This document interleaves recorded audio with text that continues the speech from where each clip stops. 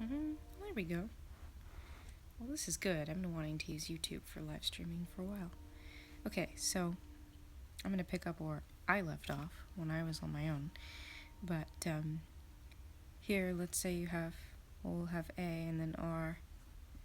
So A is saying something and then R not actually responding to him, but sort of evading, which is fine. I mean, he's talking at him and he's being evasive, and that's fine. But it's not really clear, because when you have just words, there's not enough space here for the reader to sort of understand that. You get this in television dramas a lot, where character A asks a question or prompts something, and character B starts talking about something completely different. But the viewer understands that in some sense character B is answering the question. The subtext is there. It's really clear, because television dramas especially have a sense for drama, so they'll do that. But it's hard to see when it's just words. So I need to put something here, some kind of beat, so that the reader can sort of have a space for that kind of evasion, I guess. Let me see if I can't share this.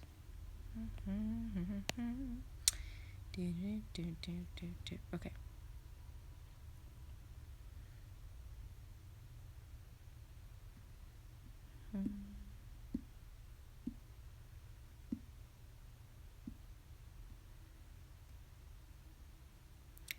Yeah, I don't like passive voice. I don't like the spoken and have-nots, but that's just how Roger talks. That is how he talks, because he fancies himself some kind of 18th century animal, I guess.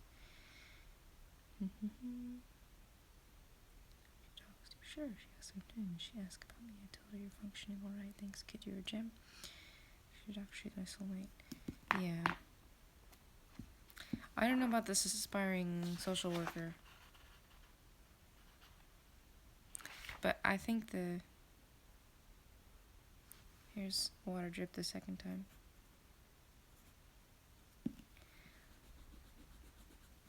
I mean, this is really, when you get to line editing, you're really just supposed to focus on sound and word choice, so I shouldn't overthink it. But I don't know how I feel about this, though. I might want to just get rid of that line.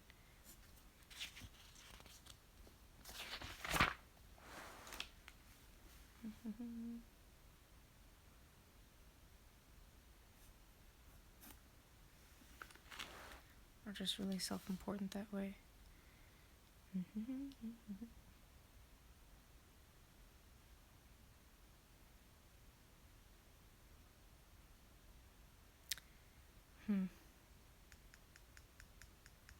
This is the trouble.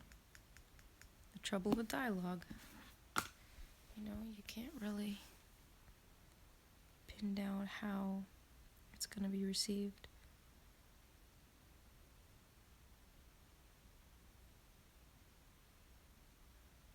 I hope she could give me a better explanation than the truth, but she let me down. What's the truth?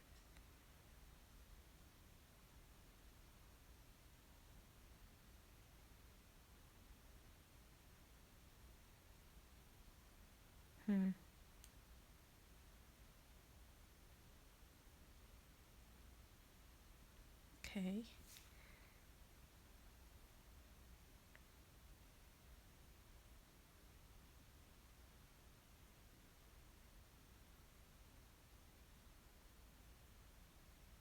Yeah, that's good, actually. Oh my goodness. Very nice. Oh, just 3 times. Okay. So I only have this phrase 3 times. I thought it was a lot more. That's probably appropriate. It's gonna come back later, I think, in part 3, so that's gonna be way down the line. But that's the kind of thing I'd want to pay attention to.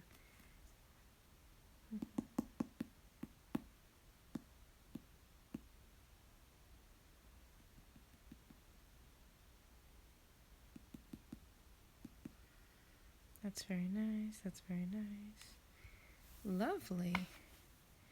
Da-da, da-da, da-da, da-da. There's so many short sentences in a row. And that's always intentional, but I keep hearing from agents that that's a little hard to swallow. So that's something I'm going to keep an eye out for. So you just want to listen to it. And people will say to read it out loud, but the thing is that I always recommend that. But the fact is that our brain actually automatically listens. So when you're reading something, you're hearing it in your head. So what you really have to account for is the pauses. So if I say when Alan returned to his bedroom, he locked the door, he took off the jacket. So there's like no pause. He stretched his arms, and then there's a pause. The crooks of his elbows cooled. Pause. Alan brushed his teeth until he tasted blood. He touched the swelling around his eye. He slept on a freezing mattress. So, like, those are where natural pauses are going to come in, and that's a lot. That's probably more than, like, a general recommendation, but I'm also doing, like, a sort of intentional cinematic third person with a lot of, like, short percussive beats. So, in this case, it's intentional. I'm going to leave it. And I think every sentence is really clean, too. Okay, well, here we go. Here's where I have a problem. So all of a sudden, it's the next day. It's the morning. I'm not good at that. I'm terrible at transitions, actually. I didn't even do a paragraph break here. I don't know. Okay, so I guess I'll put question mark to see if I need to put a paragraph break. I'm gonna go here. So I am doing this in order. You're supposed to ignore the story with line editing. You're not supposed to pay attention to the story. You're just supposed to pay attention to the words. So a lot of copy editors will actually line edit the story backwards, like starting from the end. But I don't want to do that because I like the story. And because I'm doing this myself instead of hiring someone. So I might as well enjoy it. Okay. This is something funny. It's good to have comparisons. So if I'm likening Alan's breathing to clouds, that's sweet.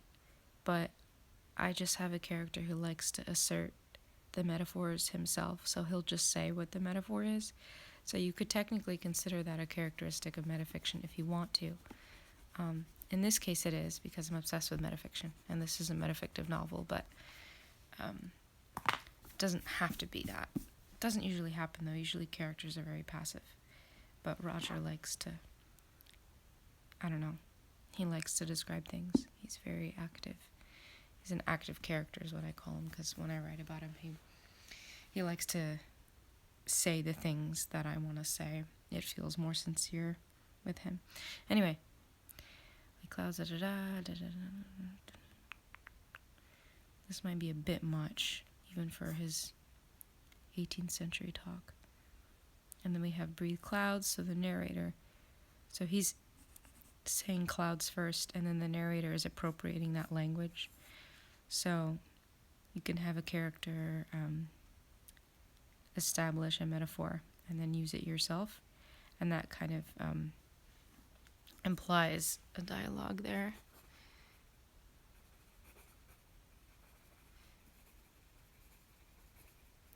Between the narrator and the character, right? So that means basically that there's a dialogue happening there. So that could also imply, metafiction, at least by my definition, personally. Let's see. I'm only looking for major errors. He forgot to sleep. That's really adorable. Anyway. So I'm looking like for here, for instance, it says dark marker because they don't use words for color. So those are the kind of things I'm looking for to make sure there's no errors there.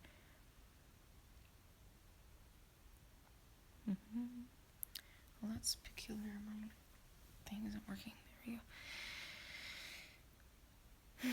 So there's this thing here where I'm just remembering things now because this took me 10 years to write. He sliced a tomato and shuddered when the seeds slipped out of it. I spent I spent a couple weeks on this paragraph back when I was drafting this draft, and it took me forever to find out what that like jelly stuff inside of tomatoes is called. It's called aspic. It's like ASPIC. So I spent forever trying to figure it out, and then I finally find out it's called aspic, because when I'm googling it, like you don't have the word for it, so it's actually kind of hard to find the word. And then I used it, and then I ended up taking it out, so I didn't use it, but now I know what it's called. This is a little weird. I don't like him saying that. It feels like he's like, oh, now it's time to explain something to the reader. I don't know. I just want to change that wording. You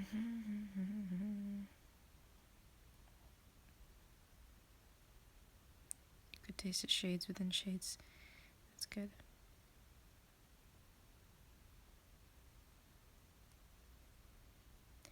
Yeah, okay, very good. There were a couple things I was worried about that I ended up changing. Staring at an apple. Apple's your go-to when you have something in a story. You've got a fruit, apple's the go-to. Apples love being in stories.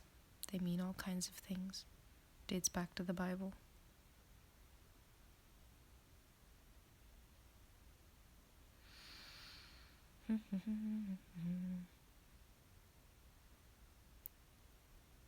He'd have a new bike. Why does that matter? Push fingers through his hair. I love this, but there's got to be more ways to describe a man playing with his hair. And I know I use it a lot. So maybe you'll think about that. It's hard to know because there's not, in art and literature, there's not a lot of self-describing behavior for men. There's a lot for women. But when it comes to self-soothing behavior or anything that might portray, I guess, a man as a physical being, ironically, even though they're actually sort of within the patriarchy taught to have more physical autonomy and to affect the world around them through physical change. For some reason in art, men are not really depicted as physical beings, so you don't have a lot to go off of unless you have your male characters appropriating feminine characteristics, which in this case sometimes they do in this novel, but generally speaking you don't get a lot of that. So you gotta kind of tap into something primal if you want to find more ways to describe something like a man playing with his hair.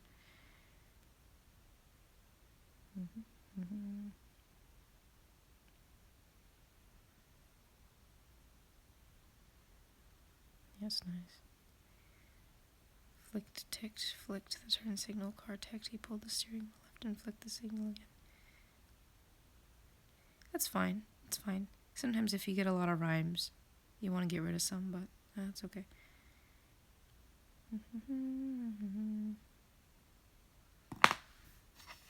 Yeah, so this is like not, I like that he's kind of doing this like emotional manipulation, but I don't like this word driving. I don't like that description because it's not reinforcing what he's saying. What he's saying is that he wants to spend time with himself.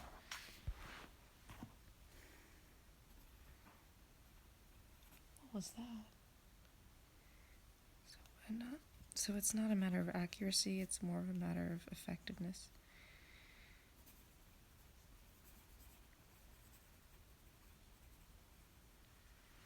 I've never used the YouTube Why before. I have no idea how it works. I have no idea how to access a YouTube live anything, or like I don't know how it works.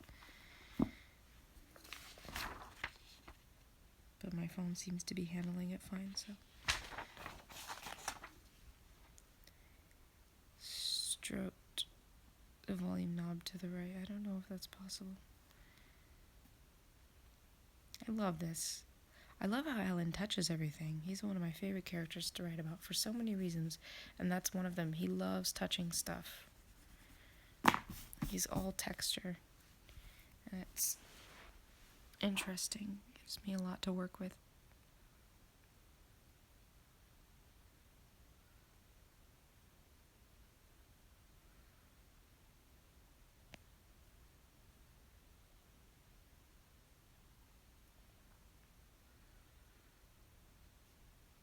Beautiful.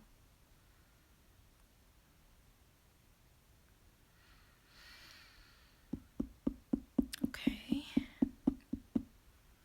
I guess I have to wonder whether it's too perfunctory to have a boy drawing a picture of a bike. But I think the bike is important.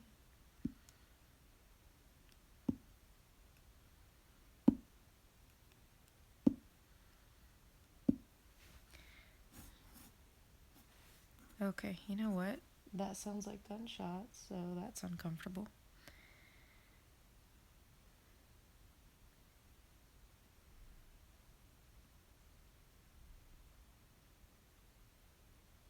Unless... Oh, well, it's Memorial Day weekend. It might be fireworks. No?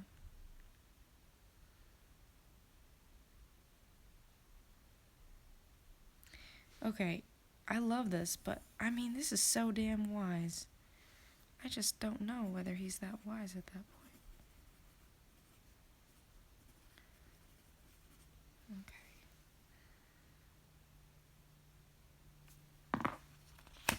I like this. I think broadcasting this is a really easy way for me to teach. It keeps me focused. Okay. I think I'm gonna archive this for now. I'm gonna hop onto Twitter or something. I think I'm probably digging too deep. It shouldn't be this. There really shouldn't be this much to edit at this point. I mean, this is a final draft, and these are very small edits, but this might even be too much. I'm just trying to fit it to the agency so that it's a little bit easier to sell. And I get it. Like, I get that it's hard to sell something like this. It's very sparse writing. It's very clean, but it's really sparse. I get it. I definitely get it.